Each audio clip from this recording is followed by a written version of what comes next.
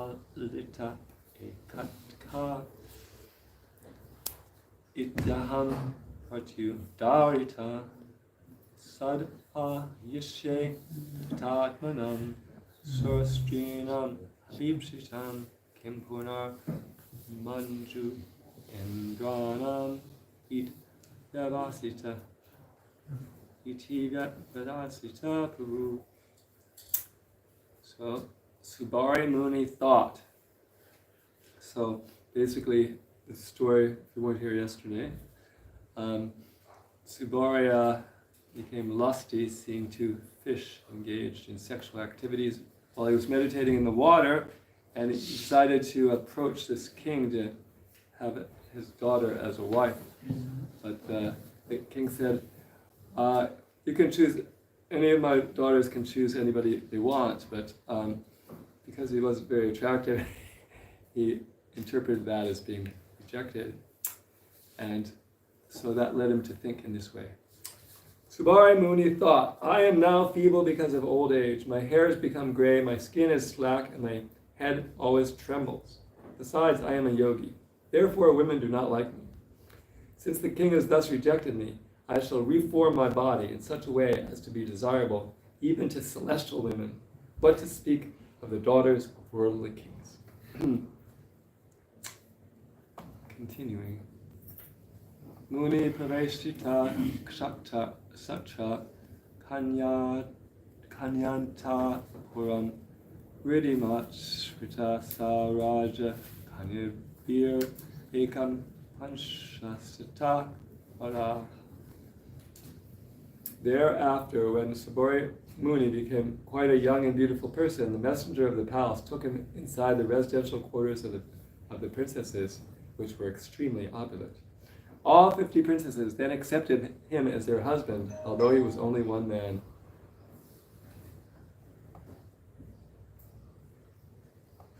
Tasam kalir abud priyangs tatarte poya soridam manurupa nayamba iti tad kada chetasam.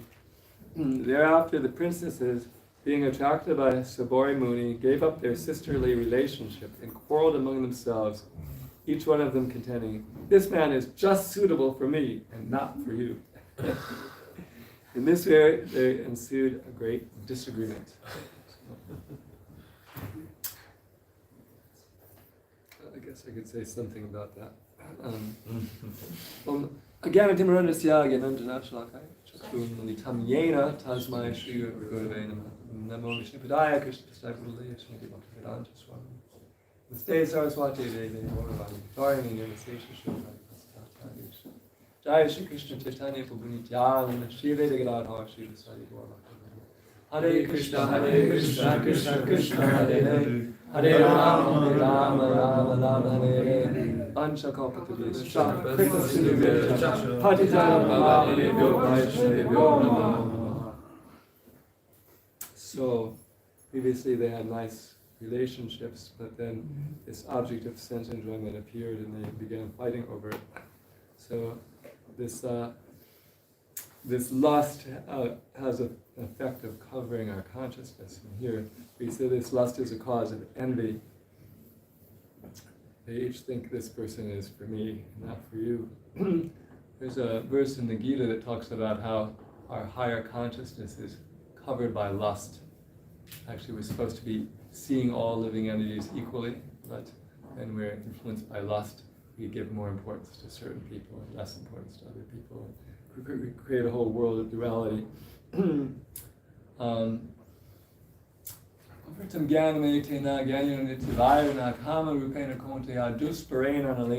wise living entity's pure consciousness is covered by its eternal enemy in the form of lust, which burns like fire and is never satisfied. So we have higher transcendental knowledge of how we have nothing to do with the body and how all living entities are equal. But when we become affected by lust, then we calculate all these things materially, and all kinds of things like envy and anger and other material qualities are born out of this lust. So, we'll go to the next verse. We can chant it together, but maybe we'll just chant one of them, or else what we can do is we, I guess each person can just chant one of the two verses, otherwise it takes forever.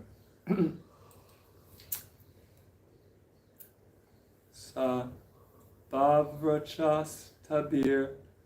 How's it? Sa Bavrachas Tabir Aparaniya. Sa Bavrachas Tabir Aparaniya. Tapa Shriyanaga Parichadeshu. Tapa Shriyanaga Parichadeshu. Kraheshu Nano Pava Nama Labdha. Kraheshu Nano Pava Sarasu Sogandika Kananeshu. Sarasu Sogandika Kananeshu. Maharashayasana Ashta Bhushana. Maharashayasana Ashta Bhushana. Snananulepa Vyavahara Malikai. Snananulepa Vyavahara Malikai. Salamkrita Stri Purusheshu Nityada. Salamkrita Stri Purusheshu Nityada. Remenu Kaya Dvija Bringa Bandishu. Remenu Kaya Dvija Bringa Bandishu. Lots of words that we don't usually say, huh? Sabhavarachastabir aparaniya. Sabhavarachastabir aparaniya. Tapashriyanagya parichadeshu. Tapashriyanagya parichadeshu. Viheshu nano pava namalamba.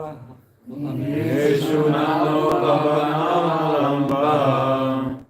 Sarasu Sogandika Kananeshu. Sarasu Sogandika Kananeshu. Mahara Sayasana Vastabhushana. Mahara Sayasana Vastabhushana. Snananulepa Vyavahara Malyakai. Snananulepa Vyavahara Malyakai. Salamkritaschi Purusheshu Nityada. Salamkritaschi Purusheshu Nityada. Remenu Ganta Dvija Bringa Bandishu. Remenu Gaya Dvija Bringa Bandishu. Chantez, s'il vous plaît.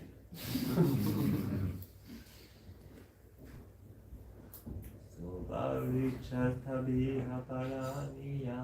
Sabhavarachastabir aparaniya. Tapashriyanagya parichadeshu. Tapashriyanagya parichadeshu. Kriyeshu nano pavanama. Kriyeshu nano pavanama lamba. Sarasu Sogandika Kananeshu. Sarasu Sogandika Kananeshu. Sabhavarachastabir aparaniya. Sabhavarachastabir aparaniya. Tapashriyanagya parichadeshu. Tapashriyanagya parichadeshu. Kriyeshu nano pavanama. Kriyeshu nano pavanama. Sarasu Sogandika Kananeshu. Sarasu Sogandika Kananeshu.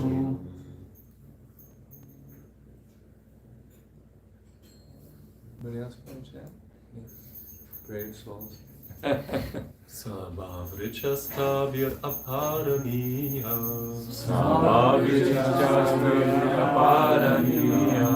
Tapashriyanagya parichadeshu. Tapashriyanagya parichadeshu. Griheshu nano pavanama lamba. Griheshu nano pavanama lamba. Sarasu Sogandika Kananeshu. Sarasu Sogandika Kananeshu. Ladies?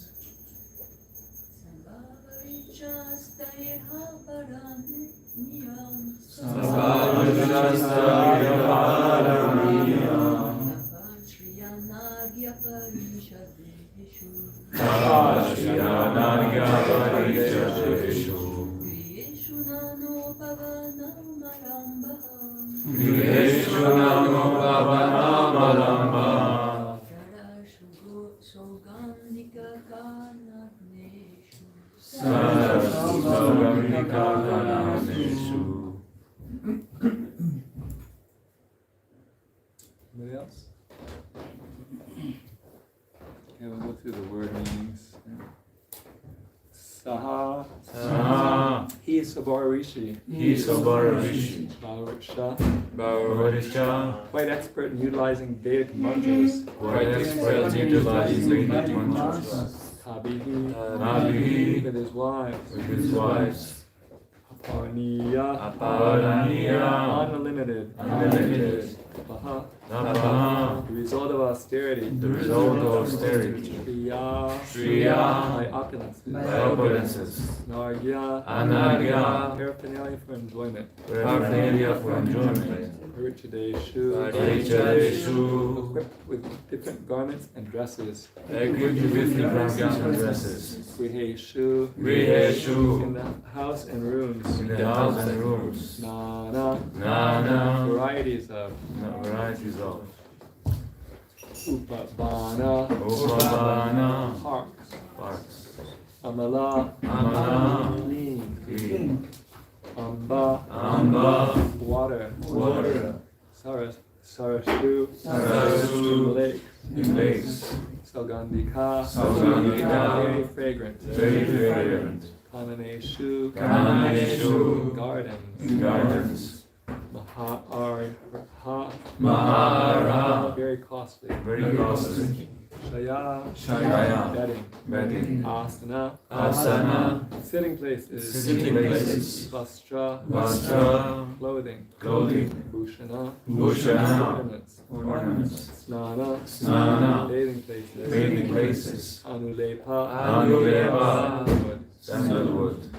Abhyavahara. Habitable dishes. Malyakai. And with garlands. Sualangrita. Properly dressed and decorated. Stree. Women. Purusheshu. With men also. Nityada. Constantly. Rene. Enjoyed. Anugayat. Followed by the singing of. Vrija. Birds. Vringa. Bumblebees. Bandishu. And professional singers. So, translation. Because Sobari Muni was expert in chanting mantras perfectly, his severe austerities resulted in an opulent home with garments, ornaments, properly dressed and decorated maidservants and manservants, varieties of parks with clear water lakes and gardens. In the gardens, fragrant with varieties of flowers, birds chirp and bees hum, surrounded by professional singers. Sobari Muni's home was amply provided with valuable beds, seats, ornaments, and arrangements for bathing. There were varieties of sandalwood creams, flower garlands, and palatable dishes. Thus surrounded by opulent paraphernalia, the Muni engaged in family affairs with his numerous wives. So it's interesting, purport Prabhupada focuses on how this doesn't actually satisfy the meaning. But purport by His Divine Grace A.C. Bhaktivedanta Swami, Srila Prabhupada. Sobari Rishi was a great yogi. Yogic perfection makes available 5 material opulences. Anima, Lagima, 8. Mahima, Prakti, Pakamya, Ishitva, Vashitva, and Kama Sayata. Sobari Muni exhibited super excellence in material enjoyment by dint of his yogic perfection. The word Radha Parisisvara Mandir.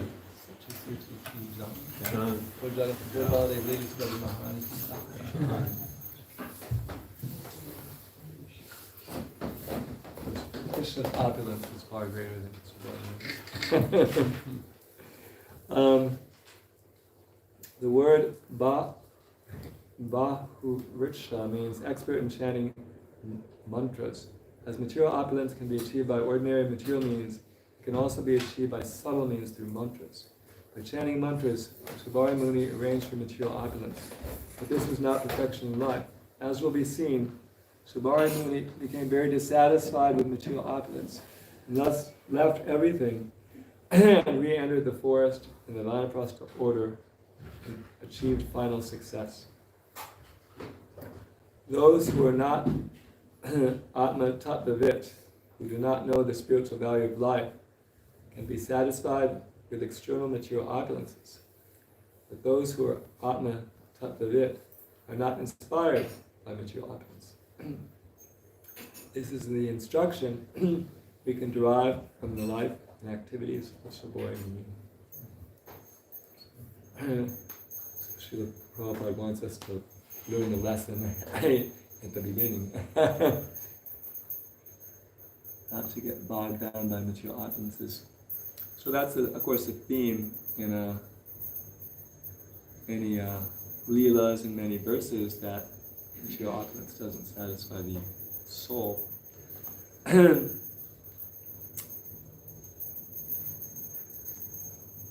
interesting. The Maharaj who spoke the other day was talking about how his relatives were trying to get him married, and they were unsuccessful because basically neither his mother was happy being married nor his father was happy being married. So I had a similar thing happen when I was 27. My relatives were asking me, "Why didn't you get married? Why didn't you get married?" So there was my mother and my aunt, and they were widowed, and my cousin, and she was divorced. And it occurred to me that they were all married in the past, and now they're single. So I asked them, which did they like better? Did they like being married better, or did they like being single better? And they all said they liked being single better. So then I said, "Then why do you want me to get married?" And they didn't have anything to say. So it's interesting. In the case of the Maharaj, his mother said, "Yeah, I'm not happy being married. So why should you get married?" So his mother was more elevated. But the idea is that describe the Griyamedis are envious, right? So if you do something and it causes you suffering, why would you recommend it to somebody else? If you're not envious, you wouldn't. But if you're envious, you don't actually care, you know. But there's such an idea that marriage is an enjoyable thing. It's sort of like a sentiment, you know, that everybody thinks you should get married and to be happy. Although it's like, that doesn't actually work that way. And so, you know, I didn't understand this idea of Griyamedis being envious until I encountered that experience, that they all wanted me to get married when they were happier being single, you know. It didn't make sense. So at any rate, so here, and in case you were thinking if you married 50 princesses you'd be happy, from this story you'll learn that that's not actually going to happen. So the idea of material opulence not satisfying the soul is dealt with in different sections. Actually, in the previous canto, there's the nice Leela where Bali Maharaj has quite extensive material opulences. In fact, he's taken over the whole heavenly planet from Indra by his military force. Because Bali Maharaj pleased his guru, and Indra offended his guru. Therefore, Bali Maharaj was successful in overtaking the heavenly planet. And so Lord Vaman appeared to get it back. And so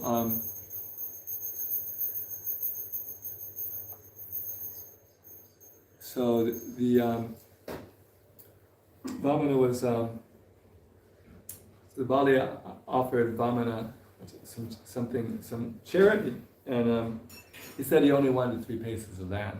So when Bali was saying, well, I can give you this, I can give you that, I can give you so many things.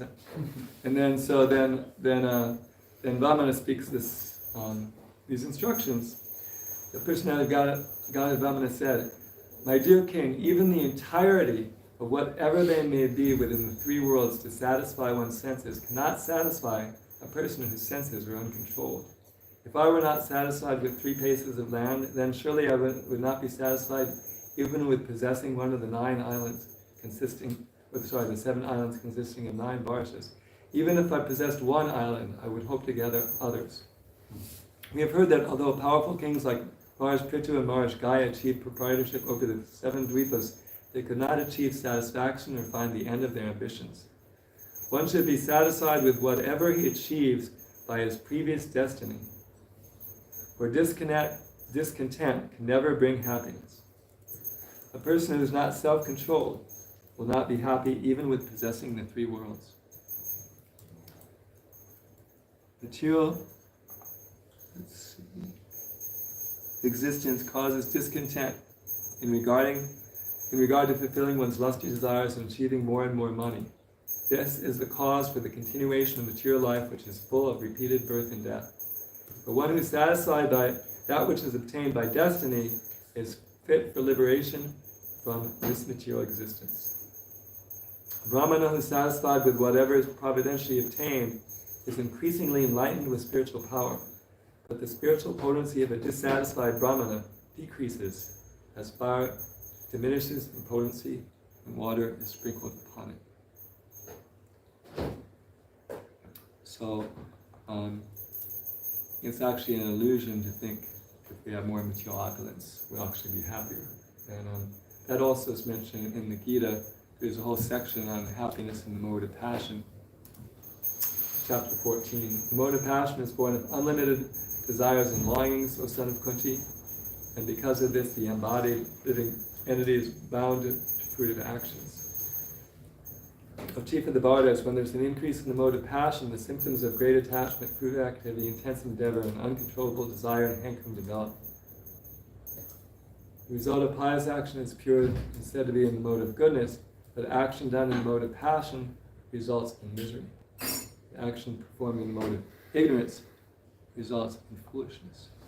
So this civilization that we're in is actually teaching us if we engage in sense gratification, in other words, if we act in the mode of passion, then we'll actually become happy.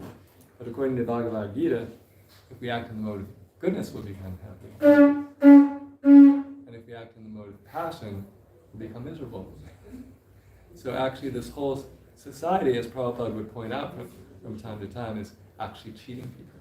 It's presenting a completely erroneous paradigm for attaining happiness. In the purport to 14:17, Prabhupada writes, "One can see even if one has enough money and adequate arrangements for sense gratification, there is neither happiness nor peace of mind. That is not possible because one is situated in the mode of passion. If one wants happiness at all, his money will not help him. He has to elevate himself to the mode of goodness by practicing Krishna consciousness."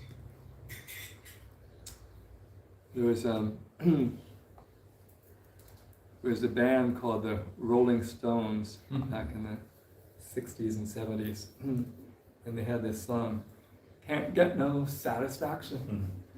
And the Maharaj Janananda talks about them from time to time. He went to a free concert of theirs in Hyde Park. So during that period of history, it was thought that one could attain satisfaction in life by 3 things: sex, drugs, and rock and roll. And the most successful people in acquiring sex, drugs, and rock and roll were the people who were famous rock and roll bands. So if the Rolling Stones couldn't attain happiness through sex, drugs, and rock and roll, what to speak of anybody else? So he realized there was something strange going on here, that they didn't have it right,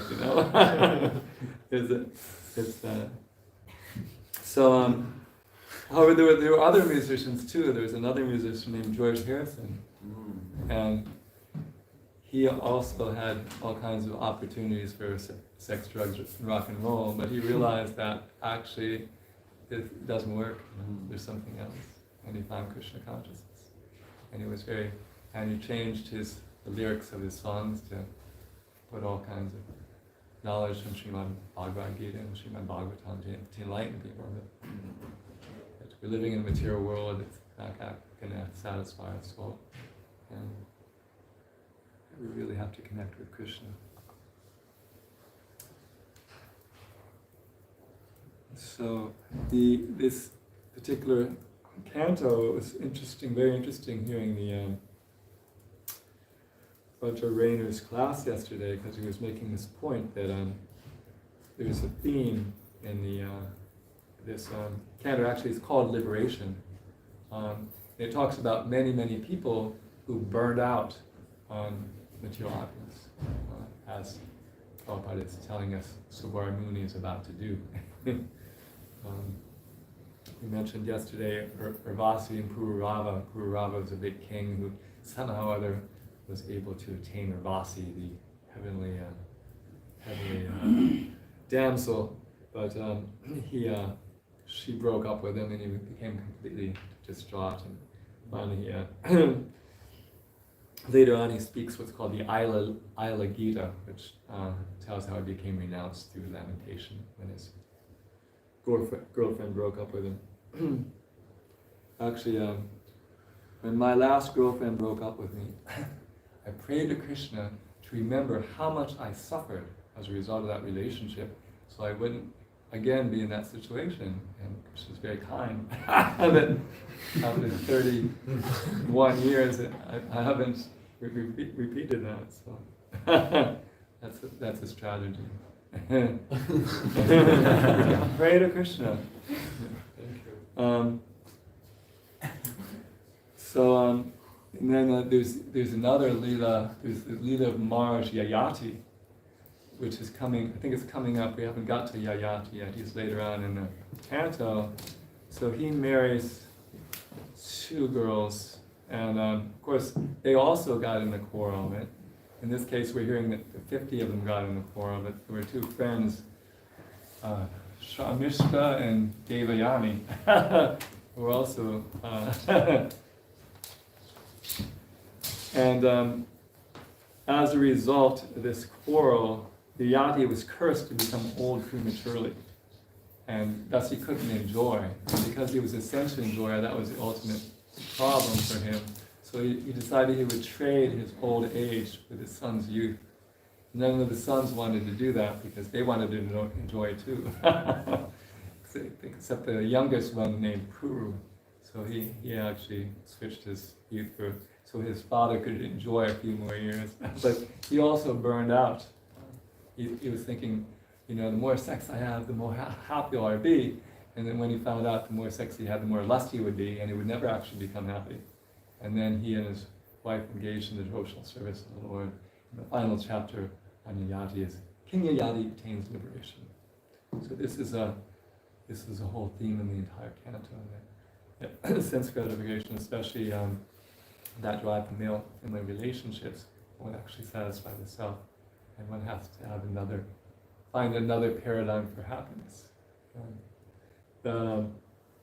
There's one of my favorite verses of Bhagavad Gita is 5:21, which is basically it's Krishna's giving another paradigm for attaining happiness.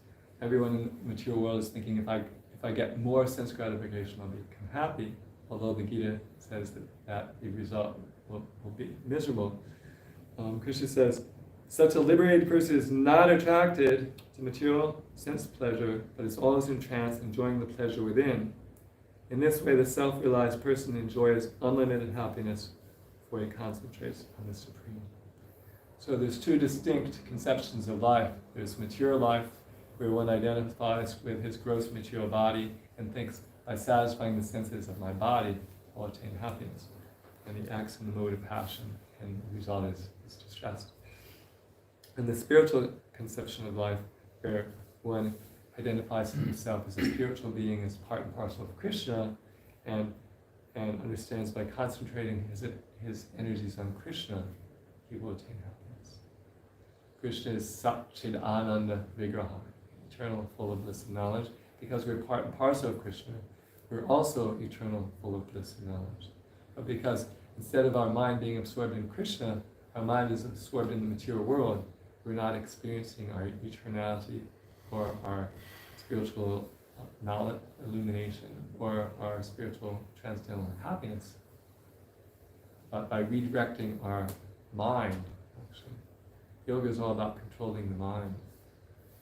Actually, on the Ratha Yatra, I met a couple, and one of them was majoring in political science, and the other was majoring in psychology.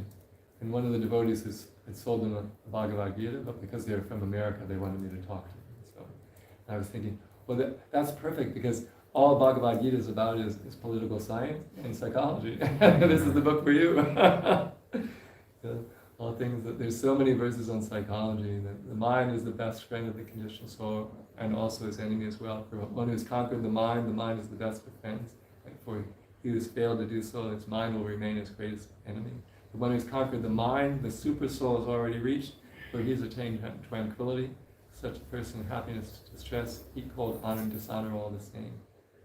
So there's many religious traditions which have an idea that there's God is in the heart giving inspiration.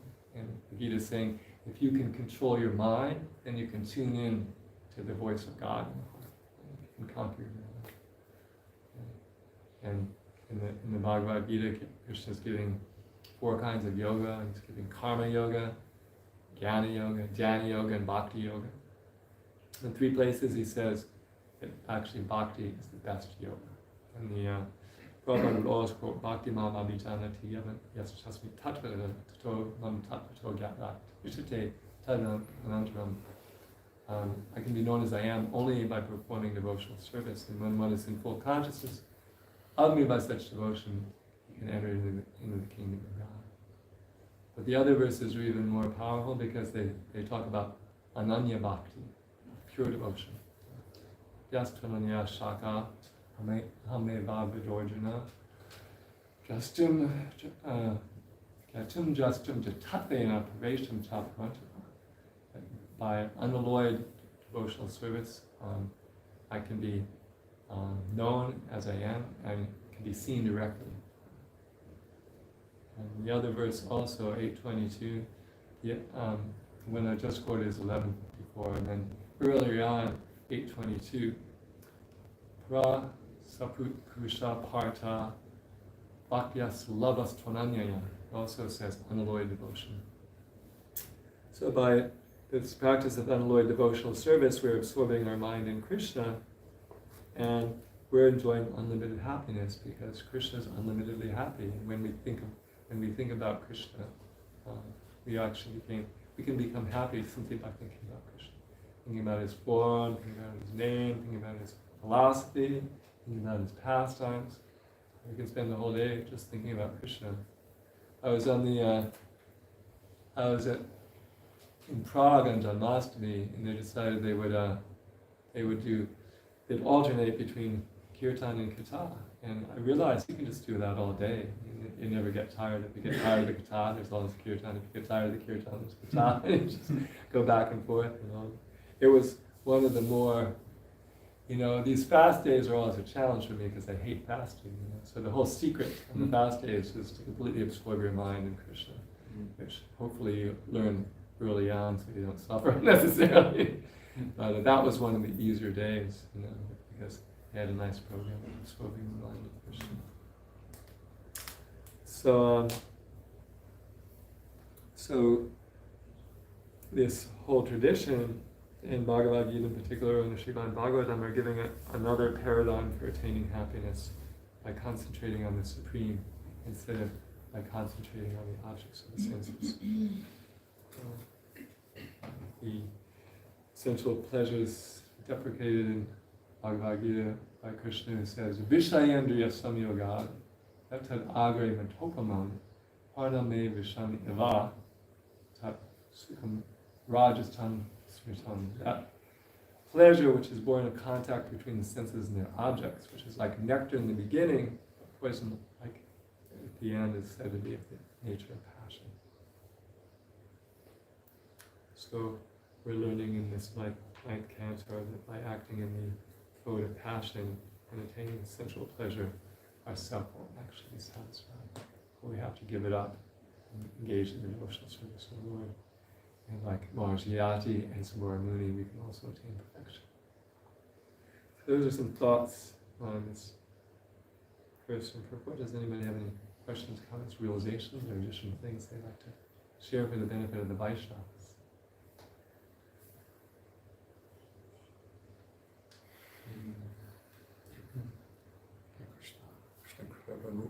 Thank you for the class.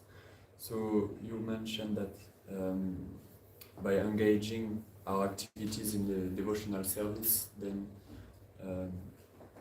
actually which we can transcend. But we saw as well during the class that Maharaj gave during Ratha Yatra in the morning that there is devotion in passion, ignorance and goodness. So my question is more about okay, we engage everything, but still there is the modes. So right. How to kind of really transcend, like even by engaging, there is still the modes. So how well, Lord Kapila Dev says, actually I could probably find it. It's not one of my verses I memorized. A lot of Kapila Dev stuff is in 325. 325. Basically he talks about how by engaging in devotional service,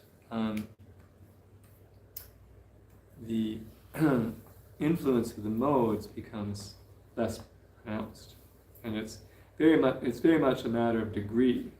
The more we're engaged in devotional service, I mean, this is one of my favorite verses. This is quoted by the Mahavishnu Goswami from Gujarat. He liked to quote this verse. Mad ashraya katha Krishna shrinvanti katayanti cha tapanti vevedata naitan mad kitachitasa. Those who take shelter of me by the process of hearing and chanting don't experience the miseries of material existence because their consciousness is absorbed in me. So the idea is that the more our consciousness is absorbed in Krishna, the less we're absorbed in the material energy. So it's really a matter of degree, and how much we absorb our mind in devotional service is up to us, really. That's where our determination and enthusiasm come in.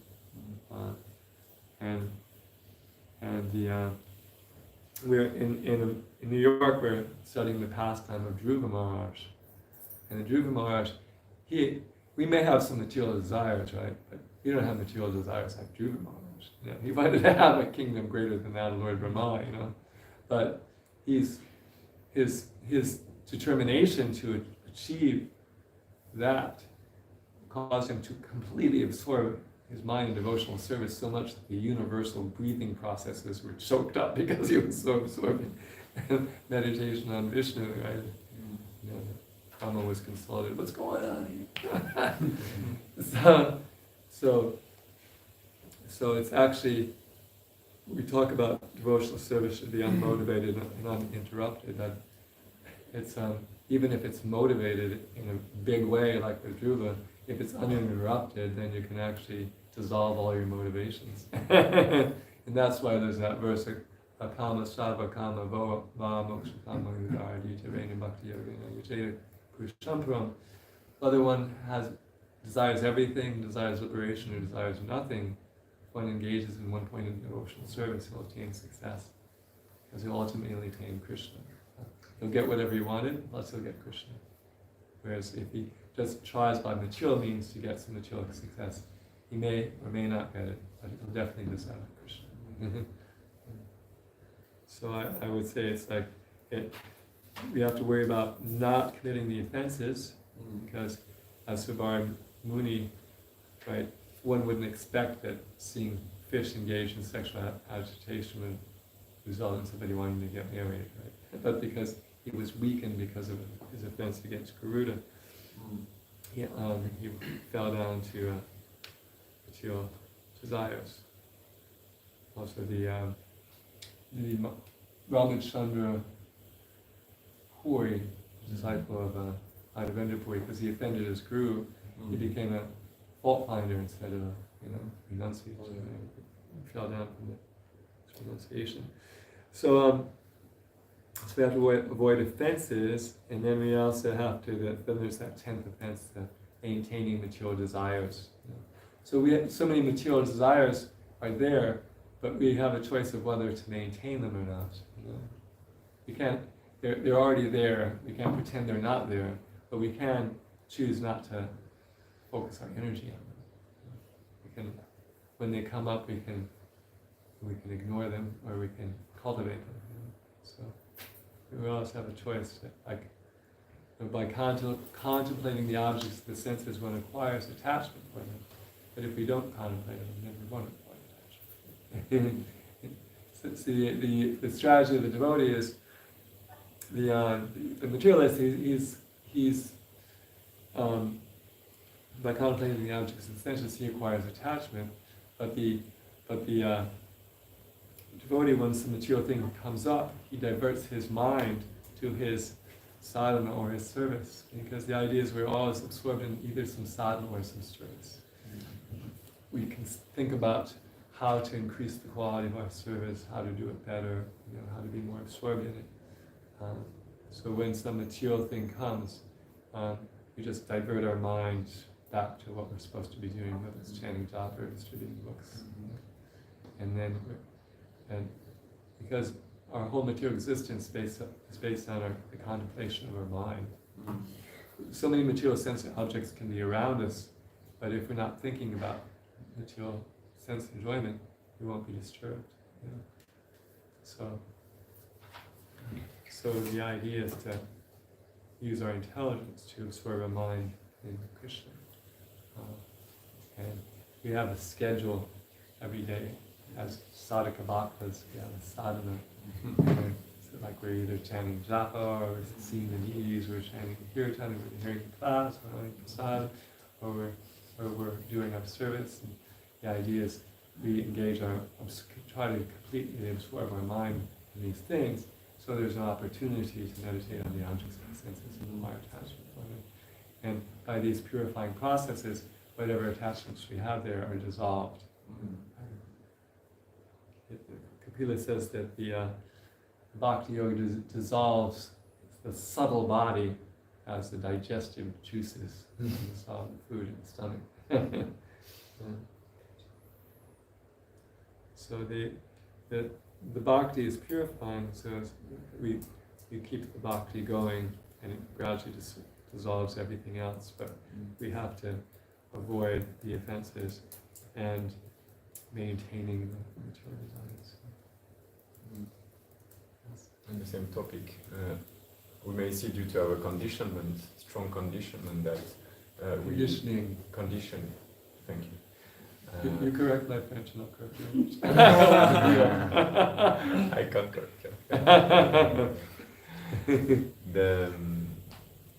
This conditioning brings a situation in which we are ignoring temporarily these material needs. By engaging in devotional service, it will save us for one day, and the next day this conditioning is coming stronger, this material urge is coming stronger, and it feels hopeless, like, I have again to preach myself, and this time stronger, and the temptation is stronger. So how can we understand this? That in one sense, devotional service helps to indeed dissolve our conditioning somehow, but in some situation there is a bigger test also coming, and how to proceed in that situation. Well, there's one verse that says, Shrimad Sva katha Krishna Punishravana Kirtana Riliya Tashtori Bhadra. glittering those t-shirts on. Our Lord Sri Krishna, the personality of Godhead, super soul in everyone's heart, and the benefactor of the devotee, cleanses the desire for material enjoyment from the heart. The devotee has developed it. Urge to hear his messages, which are in themselves are virtuous, if properly heard and chanted. So it's easier for us to look at the dirt in our heart and thinking, wow, this is so much, how can I possibly get rid of all this dirt? But there's not so much dirt in the heart that Krishna can't get rid of it. There's a Leela, the Gundicha Marjana, Lord Chaitanya and his followers are cleaning the Gundicha temple, right? And the devotees put all their dirt in a pile, and Lord Chaitanya puts his dirt in a pile, and his pile is much bigger. So when Krishna gets into the cleaning business, he's very thorough. So it's not. So we can feel despondent because we don't have the strength to clean our heart, but Krishna does have the strength to clean our heart. So the idea is that by pleasing Krishna, by eagerly hearing and chanting about him, he's inclined to cleanse our heart. So then the question is, how do I become eager to hear and chant about him? So the previous verse says, Shru Shru Shro Shradadhanasya Vasudeva Katha Shishanmahat Sevyabhikva Puni Tirtana Sheva. By rendering service to great souls who are completely freed from all vice, great service is done. By such service one gains affinity for hearing the message of the Supreme Lord Vasudeva. So by serving the devotees who have a taste for hearing about Krishna, then we can acquire a taste for hearing about Krishna.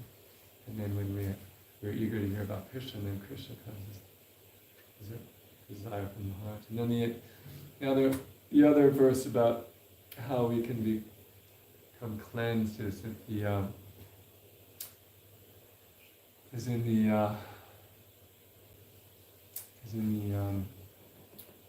Nectar of Instruction, where Rupa Goswami says that we're in a jaundice condition.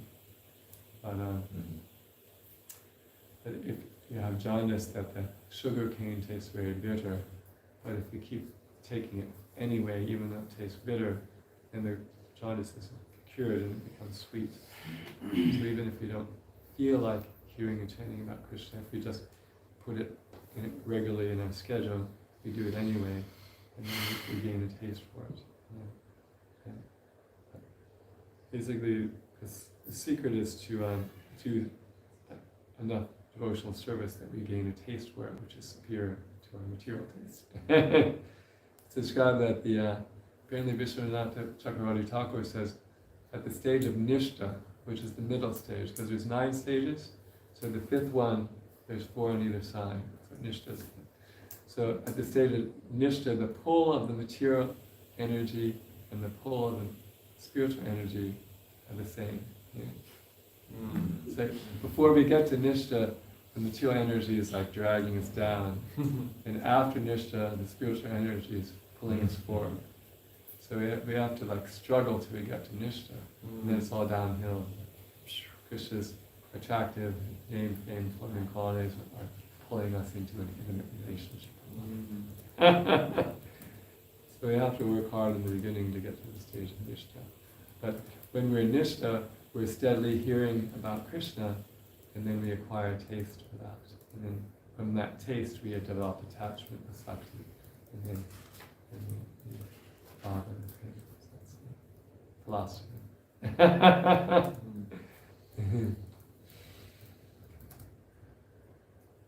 And then we can always pray, I do, Lord, I promise I follow these 4 rules. I didn't realize how hard it is. Please help me.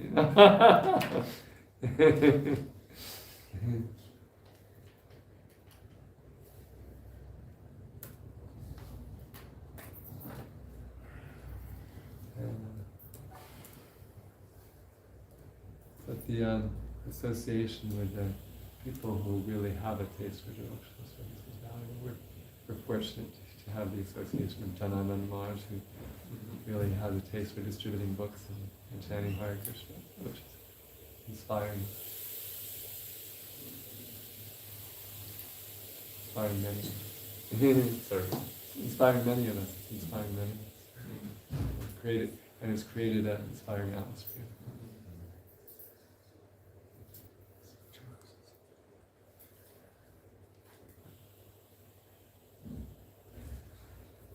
anything else? Yes, sir. Thank you very much for it. Thanks us. So, one of my services in the moment is to learn Portuguese language. Right. And but the language book is full of, I mean, we learn the grammatic and syntax, Right. but the topics are like going to a restaurant, going to a disco, dating quiz, and all about some gratification, and meat eating and so on, and different food we don't eat. So if I get absorbed in this service, I'm like completely, my mind is very disturbed. And the teachers are beautiful young ladies. Oh, yeah. But yeah, I mean it's good because I'm learning Portuguese, but somehow I see now when I'm here with you all, my consciousness is much clearer. Well,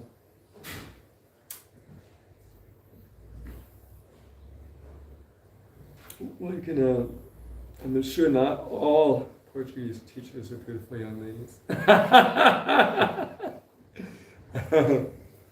And yeah, I mean, you can try. I mean, there's different ways you can learn. Like I use Duolingo, and I don't have to worry about any beautiful ladies teaching me. Duolingo has its own. It has its own problems. Yeah. Duolingo has Brazilian Portuguese, and I want to learn European Portuguese. Good enough. But yeah, there's different strategies. The point is that if you see your mind is like too much disturbed on a particular time or day or place, then you just take a break and go back to something devotional. Because we're supposed to make sure our mind is always in a good position. So if something we're doing is putting us too much, like suppose you're distributing books and you notice you're talking to all these attractive girls and it's really agitating your mind, so then just distribute books to guys for the next hour and then your mind will become peaceful, Old guys. What's that? Old guys. Yeah, old guys. So you can, we do have to, it's important that we monitor the level of lust in our mind or something. If we use something, on a particular time or day, or if we're going too much in the direction, we just, like if a particular day, a lot of Portuguese lessons are, creating a lot of lust, and just study Portuguese half as much that day, twice as much a day when it's less, yeah. I just saw a video yesterday. A father says to his daughter, "Say cheese," and she says, "Daddy, I cannot say cheese. I'm vegan." Yeah, funny. So what will you say? Lettuce. And what I'm saying is that sometimes we're a little childish about these things. Like in Duolingo, for example, men always say, "My husband," like that. And so many crazy things. And what can you do? I mean, you go to the metro, you go around, and if you allow things to influence you, that's your problem. Because otherwise we think that we should be in ideal conditions. If you want to study a language and you want to do it ideally, comfortably for you, that's your problem. Because it will never be comfortable for you. We have to find ways to do our stuff. We have to find ways. I mean, like if you cannot bear that, you can use GPT chat. Just tell it what to do and it will give you. I can do it, I'm just a little bit paranoid. But the thing is that we're a little paranoid. That's the point, yeah. So you're saying just go through it and... No, you have to have very precise goal. I mean, that requires training. Otherwise we will remain childish. So you're saying if I have a goal to learn the language and I just do it and don't be paranoid, it can really have a good result. Even if I get distracted a little bit on the way, I could get to the goal. Maybe. But there's no other option. It's interesting. I always found it fascinating how in the Bhagavad Gita, very early on, in 245, Krishna says, Chaigunya Vishya Veda, nice Chaigunya Vavarjana, the Vedas deal mostly with the three modes of material nature. You just transcend these modes, Arjuna. Just do it, Be established in the self. Don't worry about, dualities. Just do it, Arjuna. So it's encouraging for us because that Krishna is saying it's impossible just by your own conviction to transcend the modes of material nature. Apparently, that's what he's telling Arjuna to do, And of course, later on in chapter 14, he tells you exactly what the features of the modes are, so you can make sure you really are transcending them. And he tells the state of the person who's transcended and the methodology by which it's attained. It really is truly a science. Krishna's giving. Krishna doesn't make it sound impossible to transcend the modes in Bhagavad Gita, but rather he gives a lot of practical advice. So we have to end because it's getting on and on. I'm sorry, I lost track of the time. The questions were so interesting, I lost track of the time. Thank you for your kind attention. We wish you all success in your transcending the modes of material nature by completely absorbing your mind of the devotional service of Lord Krishna. Yeah. Divine Grace, A.C. Bhaktivedanta Swami Srila Prabhupada ki jai. Salve Bhaktivinoda ki jai. Bhaktivedanta ki jai. Krishna Prabhu ki jai.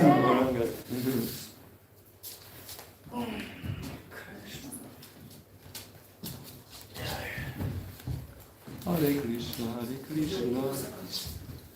Krishna Krishna, Hare Hare. I'm understanding that actually the way to deal with this young teacher. Becoming comfortable with uncomfortable. Becoming comfortable with the uncomfortable. Oh, yes, there's the formula. That's what they teach in the sports school. Yes,